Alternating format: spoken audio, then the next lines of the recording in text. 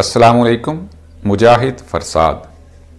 آج کا پیغام: اگر طاقتور کا حق کھاؤ گے تو وہ تمہاری دنیا تباہ کر دے گا، اور اگر کمزور کا حق کھاؤ گے تو وہ تمہاری آخرت تباہ کر دے گا۔ ہم میں سے قیامت تک وہی زندہ رہے گا جو دلوں میں زندہ رہے گا، اور دلوں میں وہی زندہ رہے گا جو خیر بانٹے گا اور آسانیاں پیدا کرے گا۔ آج کے لیکچر میں ہم محاورہ، روزمرہ اور ضرب المثل کے بارے میں سیکھیں گے۔ تو دیکھتے ہیں محاورہ کسے کہتے ہیں۔ محاورے کے لغوی معنی ہے گفتگو کرنا، بات چیت کرنا۔ زبان کی اصطلاح میں وہ کلام جو دو یا دو سے زیادہ الفاظ پر مشتمل ہو اور اہل زبان کی بول چال کے مطابق ہو، اور وہ اپنے لغوی معنوں کے بجائے مجازی معنوں میں استعمال ہو، اسے محاورہ کہتے ہیں۔ یعنی محاورہ کے لیے تین چیزیں ضروری ہیں: کم از کم دو لفظوں میں، ان میں سے ایک اسم ہوگا اور دوسرا فعل ہوگا۔ یعنی کم از کم دو لفظ، دو سے زیادہ بھی ہو سکتے ہیں، اہل زبان کی بول چال کے مطابق۔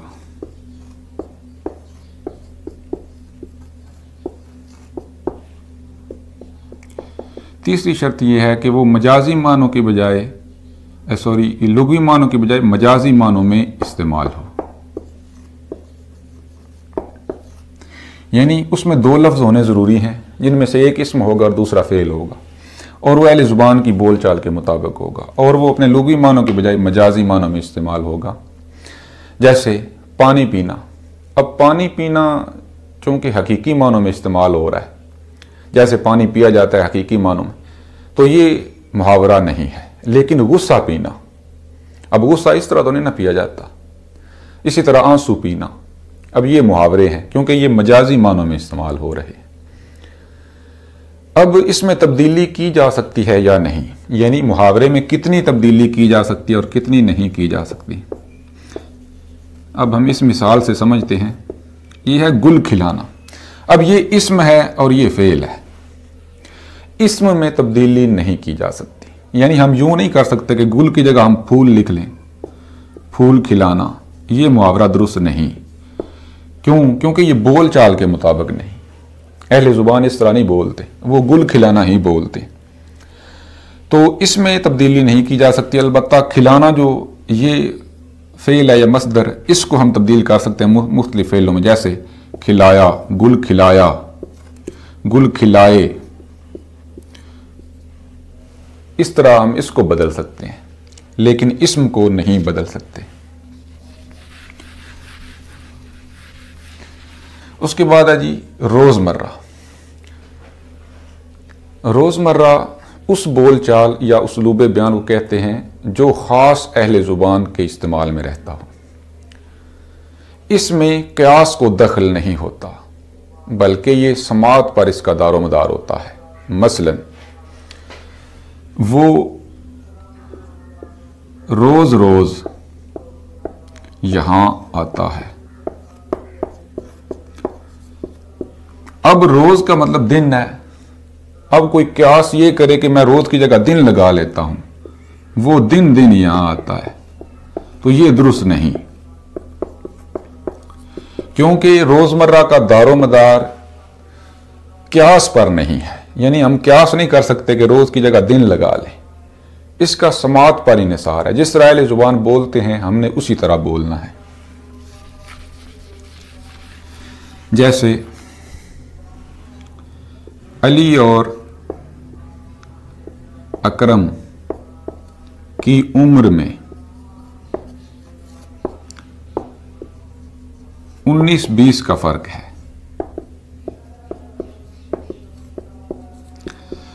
اب یہ روزمرہ ہے اور یہ درست ہے، لیکن اگر کوئی یہ قیاس کرتا ہے کہ 19 اور 20 میں 1 کا فرق ہے، تو ہم یوں کہہ لیتے ہیں علی اور اکرم کی عمر میں 14-15 کا فرق ہے، تو یہ درست نہیں، یہ قیاس درست نہیں، کیونکہ اہل زبان اس طرح نہیں بولتے۔ اس کے بعد ہے جی ضرب المثل۔ ضرب المثل ایسا جملہ ہوتا ہے جس کی مثال دی جاتی ہے، جو مثال کے طور پر پیش کیا جاتا ہے، اسے ضرب المثل کہتے ہیں۔ اسے اردو میں مقولہ یا کہاوت بھی کہتے ہیں۔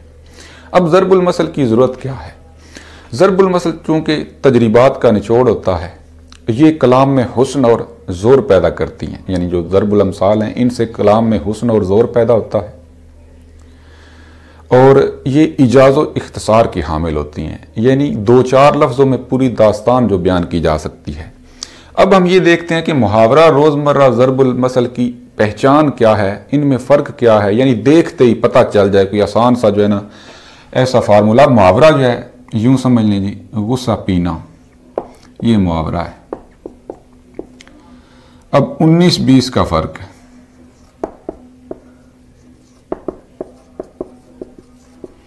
آپ کاج مہا کاج، غصہ پینا محاورہ ہے، 19-20 کا فرق جو ہے یہ روزمرہ ہے، آپ کاج مہا کاج یہ ضرب المثل ہے۔ جو محاورہ ہے اس کی خاص پہچان یہ ہے کہ اس کے آخر میں نون الف نا ضرور آتا ہے، روزمرہ میں ایسا نہیں ہوتا۔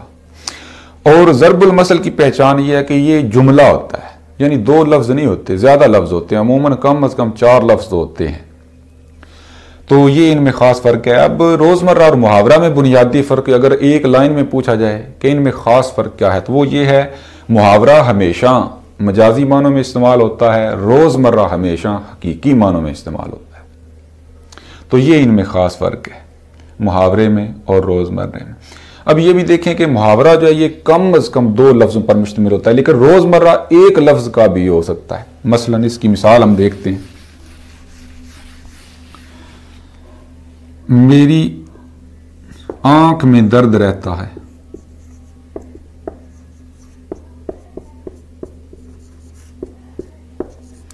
اب یہ روزمرہ ہے اور یہ درست ہے، لیکن اگر ہم یہ کہتے ہیں جی میری چشم میں درد رہتا ہے تو یہ درست نہیں۔ اب یہ ایک لفظ پر مشتمل ہے، یعنی آنکھ جو اس میں صرف آنکھ کو اگر ہم دیکھیں تو یہ روزمرہ میں استعمال ہو رہی ہے، تو یہ ایک لفظ پر مشتمل ہے۔ آج ہم نے محاورہ روزمرہ اور ضرب المثل کا فرق معلوم کیا۔ انشاءاللہ اگلے لیکچر میں ہم اصناف نظم و نثر پر بات کریں گے۔ بہت شکریہ۔ السلام علیکم، مجاہد فرساد۔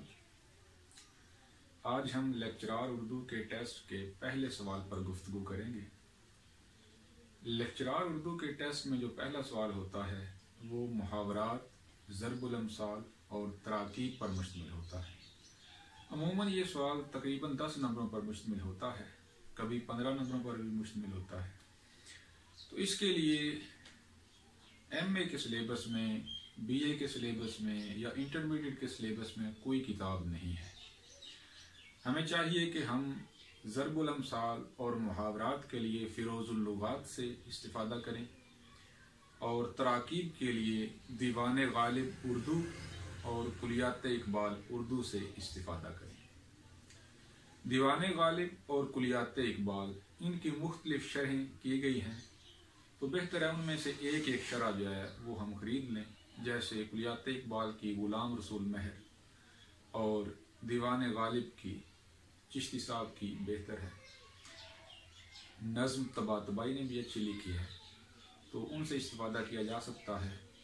سرسری طور پر فیروز اللغات کو پڑھیں، اس میں سے محاورات اور ضرب الامثال پر ٹک کرتے جائیں، چاہے تو وہیں پر یاد کر لیں، چاہے الگ نوٹس بنا لیں، اور اسی طرح تراکیب دیوان غالب اور کلیات اقبال سے بھی اگر چاہیں تو وہیں پر ٹک کر کے وہیں سے یاد کر سکتے ہیں، اور اگر الگ لکھ لیں تو ذرا آسانی رہتی ہے۔ اگر ہم یہ 3 کتابیں یعنی فیروز اللغات، دیوان غالب اور کلیات اقبال، ان تینوں سے استفادہ کر لیں تو ہمارا پہلا سوال مکمل طور پر حل ہو جاتا ہے۔ بہت شکریہ۔ السلام علیکم۔